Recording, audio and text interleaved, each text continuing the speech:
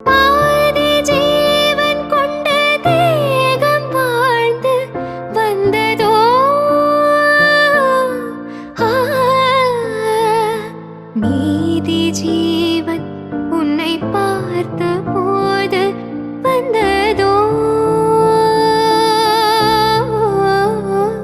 ஏதோ சுகம் உள்ளூரதே, ஏனோ மனம் தள்ளாடுதே.